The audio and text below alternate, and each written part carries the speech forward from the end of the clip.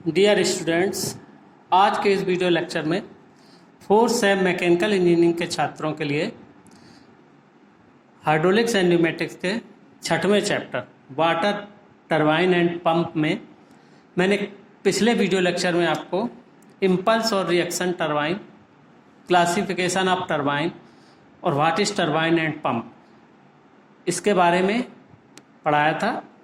आज मैं उन्हीं टरबाइनों पर कुछ स्पेसिफिक टरबाइन के बारे में आपको एक्सप्लेन करूंगा। तो जैसे एक टरबाइन है Pelton wheel turbine. Pelton wheel turbine क्या है? इसका आविष्कार इंजीनियर लेस्टर एलन पेल्टन ने किया था। उन्हीं के नाम पर इसका नाम है पेल्टन व्हील टरबाइन। तो ये किस प्रकार की टरबाइन है? देखो, टरबाइन के हमने क्लासिफिकेशन में बताया था कि रेडियल फ्लो होती है, टेंजेंशियल फ्लो होती है, एक्सियल फ्लो होती है, इम्पल्स होती है, रिएक्शन होती है। ठीक है भाई, बेसिकली इम्पल्स एंड रिएक्शन है, उसके बाद और चीज़ें भी उसमें जुड़ी होती हैं। तो उसका स्पेसिफिकेशन देते हैं। कैसे देते हैं कि यह एक टेंजेंशियल फ्लो इम्पल्स टरबाइन है, यानी इम्पल्स टरबाइन है जो कि इम्पल्सिव फोर्स का काम करेगी, और ये टेंजेंशियली फ्लो है, यानी इसके बकेट पर जो ये टकराते हैं इसमें जो वाटर है टेंजेंशियली फ्लो करता है। यह टरबाइन उन स्थानों पर प्रयोग की जाती है जहां जल की अपेक्षाकृत कम मात्रा उपलब्ध हो, यानी मात्रा कम हो, भले जल की क्वांटिटी कम हो पर हेड ज़्यादा हो, अधिक ऊंचाई पर प्राप्त हो। जैसे कि पहाड़ों आदि पर बहुत ऊंचाई पर जल मिलता है थोड़ा, और उसको इस नीचे थोड़ा ला के कहीं प्लेन जगह पर हम इस टरबाइन को फिक्स कर सकते हैं। तो जल की मात्रा भले कम हो, जैसे छोटे छोटे झरने होते हैं उन पे जो उपलब्ध जल होता है, या जो और भी है छोटे छोटे रिजर्वायर, उनसे हम नीचे पेन स्टॉक से वाटर लाते हैं नीचे। लेकिन हाई हेड यानी 200 मीटर से अधिक पर उपलब्ध हो, इससे कम नहीं हो, मतलब हाई हेड पर उपलब्ध हो। ठीक है, तो ये मूल रूप से पेल्टन व्हील में एक क्षैतिज अक्ष पर घूमने वाला ये एक एक्सिस है, क्षैतिज एक्सिस। कैसी है ये भाई? अगर इसको इस साइड से देखा जा रहा है तो ये हॉरिजॉन्टली क्षैतिज एक्सिस होगी। ये जो शैफ्ट है, घूमने वाला एक पहिया होता है, ये पहिया है, ये इसके अंदर एक पहिया है जिसकी परिधि पर, ये परिधि पर अनेक बकेट्स होती हैं। बकेट सहित इस पहिए यानी बकेट लगे हुए इस पूरे को हम रनर कहते हैं। ठीक है, इसको हम कहते हैं रनर। देखो, कई नाम होते हैं, पेलर भी कहते हैं, रनर भी कहते हैं, रोटर भी कहते हैं। ठीक है भाई, तो प्रत्येक बकेट पर 2 अर्धगोलाकार भागों को मिलाकर बनी होती है। प्रत्येक बकेट, ये जो बकेट होती है ये हाफ सर्कल अर्धगोलाकार भागों को मिला के बनी होती है। सर्वप्रथम अब कहाँ से? ये पेन स्टॉक है जो हाई हेड से आ रहा है पानी। इस पेन स्टॉक की सहायता से पानी यहाँ तक पहुँचाया जाता है टरबाइन तक। फिर उसके बाद ये नोजल पे पहुँचाया जाता है। फिर ये नोजल, ये जो पानी है नोजल में प्रवेश करता है, जहाँ पानी की संपूर्ण ऊर्जा, ये जो जितना भी हेड है, जो स्टैटिक और प्रेशर हेड है, वो सारी ऊर्जा गतिज ऊर्जा में परिवर्तित हो जाती है। तो इस प्रकार नोजल से निकलने वाली पानी की जेट तेज गति से अपने सामने वाले, यहाँ से निकली तेज जेट निकलती है और सामने वाले बकेट पर टकराती है, और बकेट से टकराने के पश्चात जेट साधारणतः 165 डिग्री के कोण पर डिस्प्लेस हो जाती है। जेट की दिशा परिवर्तन के कारण, इसकी डायरेक्शन चेंज के कारण बकेट पर एक बल लगता है जो इसे जेट की दिशा में आगे धकेल देता है। फिर दूसरी बकेट जेट के सामने आ जाती है। इस प्रकार बारी बारी से प्रत्येक बकेट जेट के सामने आती जाती है। फलस्वरूप रनर पहिया घूमने लगता है और इस प्रकार मैकेनिकल एनर्जी प्राप्त होती है। अब क्योंकि जल बकेटों पर क्रिया करते समय वायुमंडल दाब पर ही रहता है, अतः यह आवश्यक नहीं कि पेल्टन व्हील पानी से पूरा भरा रहे, इसीलिए रनर को टेल रेस के जलतल से तो ऊपर रख सकते हैं। ये टेल रेस है, यहाँ पर पानी भरा हुआ है, इससे थोड़ा सा ऊपर टरबाइन को सेट किया है। इस टरबाइन की इफिशियंसी 85% तथा ये 100 मेगावाट तक शक्ति उत्पन्न कर सकती है, यानी कैपेसिटी के अनुसार जितनी जी कैपेसिटी है, मतलब 100 मेगावाट तक मैक्सिमम डेवलप कर सकती है शक्ति, यानी इतने बड़े अल्टरनेटर को ये घुमा सकती है। जो इसकी मैकेनिकल एनर्जी होगी वो इस कैपेसिटी वाले अल्टरनेटर को घुमाने तक की होगी कि जो 100 मेगावाट तक की बिजली उत्पन्न कर सकता है। ठीक है भाई। तो ये कैसी टरबाइन है? ये टेंजेंशियल फ्लो इम्पल्स टरबाइन है, क्योंकि इम्पल्सिव फोर्स ही लगता है, क्योंकि ये नोजल से बकेट पर टकराने के बाद जेट की वेलोसिटी शून्य हो जाएगी, संवेग परिवर्तन होगा और संवेग परिवर्तन की दर इम्पल्सिव फोर्स के बराबर होती है। तो इसमें एक इम्पल्सिव फोर्स लगता है और इस तरीके से बारी बारी से बकेट इसके सामने आती जाएंगी और इनका डायरेक्शन बदलता जाएगा, तो संवेग परिवर्तन होगा, संवेग परिवर्तन की दर एक इम्पल्सिव फोर्स डेवलप होगा और ये घूमती रहती है। इसकी कैपेसिटी लगभग इतने बड़े अल्टरनेटर को घुमाने की है जो कि 100 मेगावाट तक, क्योंकि टरबाइन खुद बिजली नहीं उत्पन्न करता, टरबाइन तो रोटेटरी मोशन देता है, केवल मैकेनिकल एनर्जी डेवलप करता है। अब इससे कपल करके चाहे अल्टरनेटर चला दें चाहे कोई और चीज़ चला सकते और मशीन। तो ये है पेल्टन व्हील टरबाइन। ठीक है, क्योंकि टरबाइन या तो रिएक्शन होती है या इम्पल्स होती है, एक्सियल फ्लो के टेंजेंशियल फ्लो जो भी है। अब ये आती है दूसरी टरबाइन है। ऐसी कई टरबाइनों का आविष्कार हुआ है। तो अब ये फ्रांसिस टरबाइन। तो फ्रांसिस टरबाइन क्या है?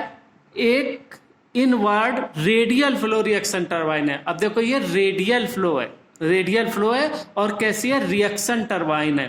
ठीक है, और रिएक्टिव फोर्स पे काम करती है ना। तो ये मीडियम हेड टरबाइन है। ये मीडियम हेड पर उपलब्ध जल की मात्रा पर उपयोग की जाती है, जहाँ मीडियम हेड पर उपलब्ध हो।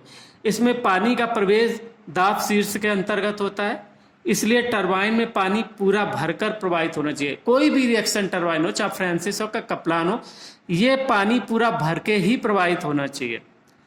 जल स्रोत में टरबाइन तक जल का प्रवाह पेन स्टॉक के, वही जैसे कि उसमें होता है, इसमें भी पेन स्टॉक के माध्यम से पानी अंदर प्रवेश कराते हैं इनमें।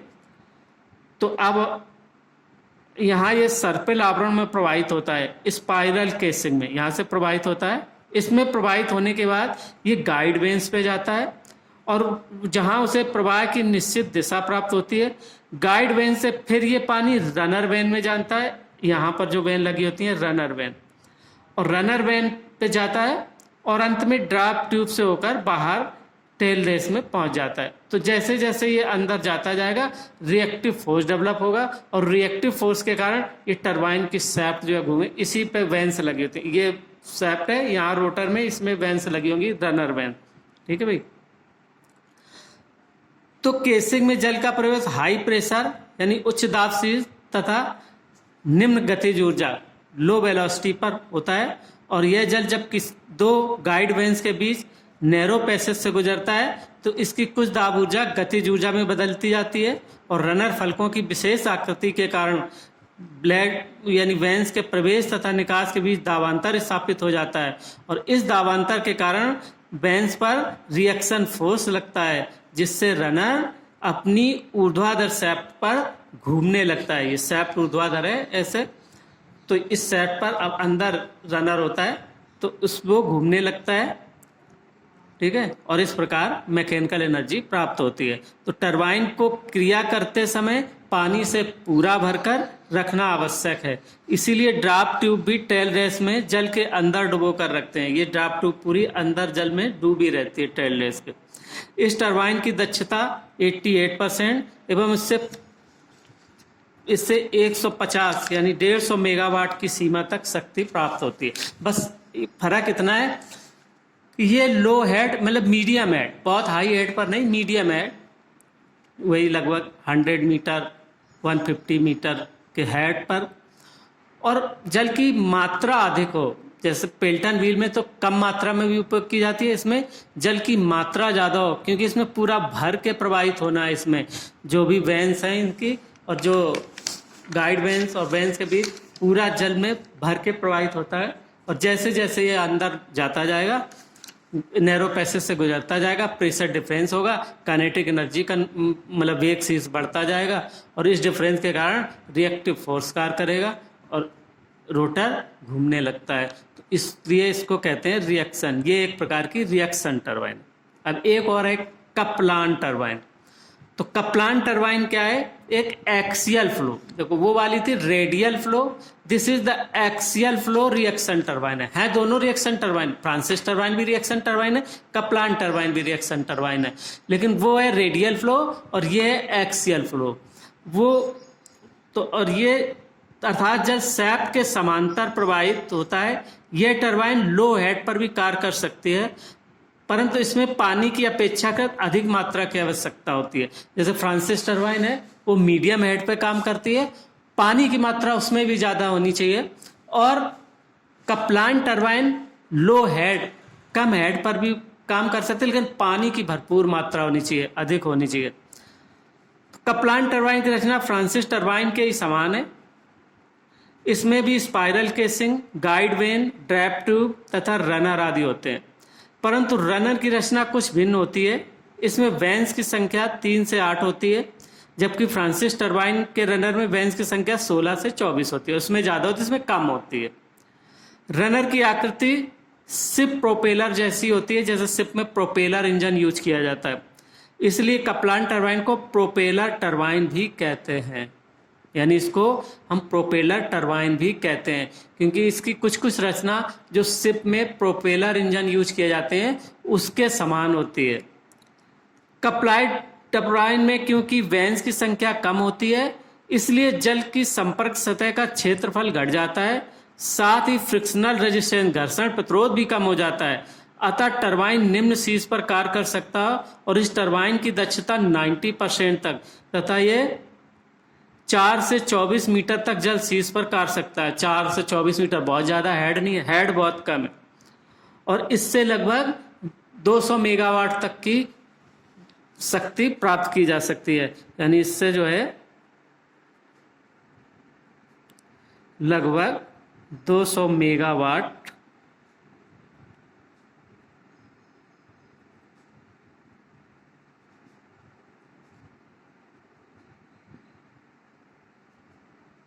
की जा सकती है। ठीक है, तो ये कुछ टरबाइनों के एग्जाम्पल थे। तो अब आई थिंक टरबाइन की वर्किंग आपको क्लियर हो गई होगी, चाहे फ्रांसिस टरबाइन हो, पेल्टन व्हील टरबाइन हो, कप्लान टरबाइन हो। अब देखो टरबाइन ये आइदर इम्पल्स टरबाइन और the reaction turbine, either radial flow, axial flow, तो कुछ भी हो सकती है इसे, है ना, कि जैसे आपको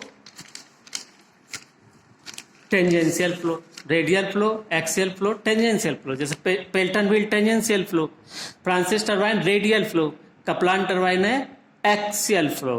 ठीक है भाई, अब देखो टरबाइन से रिलेटेड कुछ डेफिनेशन है छोटी छोटी, और ये बहुत इंपॉर्टेंट है, आनी चाहिए। देखो मल्टीपल चॉइस क्वेश्चन में इन्हीं में से वो निकाल लेते हैं छोटे छोटे क्वेश्चन। अब जैसे एक टर्म आता है यूनिट स्पीड, एक है यूनिट पावर, एक है यूनिट डिस्चार्ज, और एक है स्पेसिफिक स्पीड ऑफ टरबाइन। देखो ये चीज़ें टरबाइन में होती है कि वाटर का डिस्चार्ज होता है, स्पीड कितनी होती है, पावर कितनी है, और स्पेसिफिक स्पीड क्या होती है। तो देखो भाई यूनिट स्पीड से क्या मतलब है, किसी टरबाइन के लिए 1 मीटर जल शीर्ष के अंतर्गत गति को यूनिट स्पीड कहते हैं। 1 मीटर जल शीर्ष पर कितनी स्पीड है, तो उसको कहते हैं यूनिट स्पीड। माना H is the head of water जिसके अंतर्गत टरबाइन कार्य कर रही है, V is the tangential velocity, N is जल शीर्ष H के अंतर्गत टरबाइन की स्पीड, और NU यूनिट हेड के अंतर्गत उसी टरबाइन की स्पीड। ये तो टोटल स्पीड और ये यूनिट हेड के अंतर्गत टरबाइन की स्पीड। तो यूनिट स्पीड क्या होती है, यानी unit speed NU equal to N upon under root H, जहाँ N equal to 60V upon pi D, जहाँ पर V टेंजेंशियल वेलोसिटी है।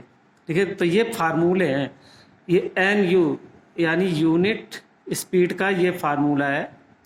तो अब आपको ये याद रखना होगा। ठीक है भाई, अब आ जाओ यूनिट पावर, कि 1 मीटर हेड के अंतर्गत किसी टरबाइन द्वारा डेवलप्ड पावर को ही यूनिट पावर कहते हैं।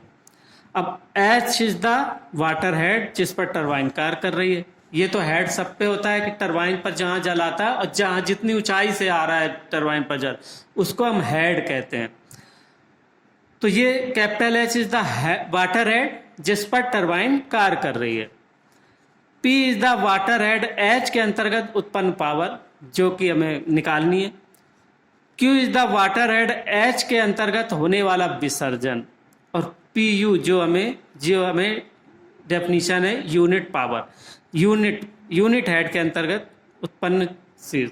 तो अब ये बराबर PU equal to P upon capital H की पावर 3/2, जहाँ P equal to small w Q into H।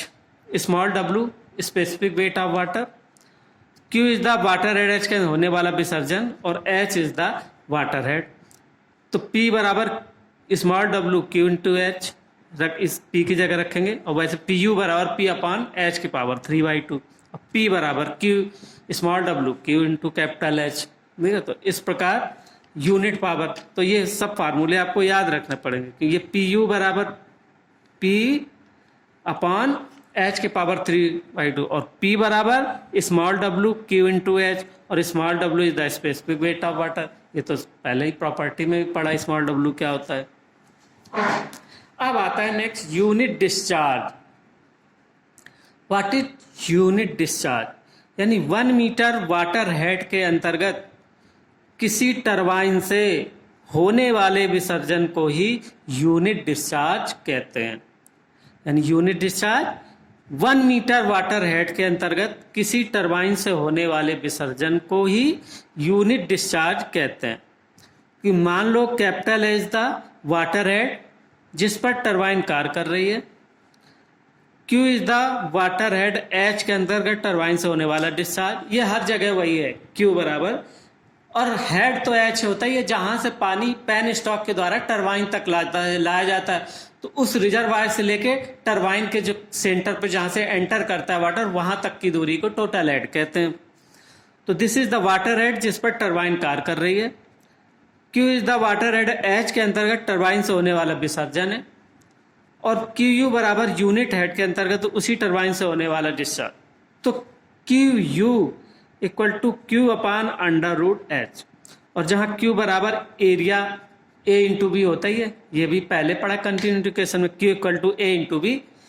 तो A is the turbine runner का area, A is the turbine runner का एरिया, और अंडर रूट 2G है, G gravitational acceleration, और capital H is the head जिस पर की वो टरबाइन वर्क करती है। यानी उस रिजर्वायर से लेके टरबाइन के एंट्री तक की जो डिस्टेंस है उसको हेड कहते हैं, H कैपिटल है। अब आती है स्पेसिफिक स्पीड ऑफ टरबाइन। यानी किसी टरबाइन की स्पेसिफिक स्पीड को एक काल्पनिक टरबाइन, इमेजिनरी टरबाइन की गति से डिफाइन किया जा सकता है, जो दी गई टरबाइन के समान ही आइडेंटिकल हो तथा यूनिट हेड के अंतर्गत शक्ति उत्पन्न करती हो। यानी एक जस्ट आइडियल माना गया है, प्रैक्टिकली ऐसा इतना नहीं होगा, लेकिन ऐसा माना जाता है कि अगर ऐसी टरबाइन हो तो इससे ये होना चाहिए। ठीक है, फिर उसमें नहीं होता तो जो भी प्रैक्टिकल प्रॉब्लम्स है उनको सॉर्ट आउट किया जाता है। तो अब मान लो इसमें क्या है कि NS is the specific speed of turbine की, और D is the dia of runner, V is the absolute velocity of water, यानी N RPM ऑफ रनर, जो रनर के RPM है वो capital N। V is the tangential, small v is the tangential velocity of runner. This is the absolute velocity of water. जो water flow होके आ रहा है कि रिजर्वायर से फ्लो होके अब टरबाइन में जा रहा है, उसकी स्पीड है, और ये टेंजेंशियल वेलोसिटी ऑफ रनर की वेलोसिटी है। इन दोनों में अंतर समझ लो, एक कैपिटल भी और एक स्मॉल भी है।